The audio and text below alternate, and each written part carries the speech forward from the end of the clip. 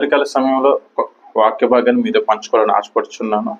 అదేంటంటే ద్వితీయోపదేశ కాండము 28వ అధ్యాయము 14వ వచనం చదువుకున్నట్లయితే కనుక ఇక్కడ లేఖన భాగాలు ఎలా తెలియజేస్తారంటే, నీ దేవుడని యెహోవా ఆజ్ఞలు విని వాటిని అనుసరించి గైకొనని ఎడల యెహోవా నిన్ను తలగా నియమించిన కానీ తోకగా నియమింపడు, నీవు పైవాడుగా ఉండు కానీ క్రిందివాడుగా ఉండవు అని చెప్పేసి ఇక్కడ లేఖన భాగాలు తెలియజేస్తుంది. నిజమే కదండి.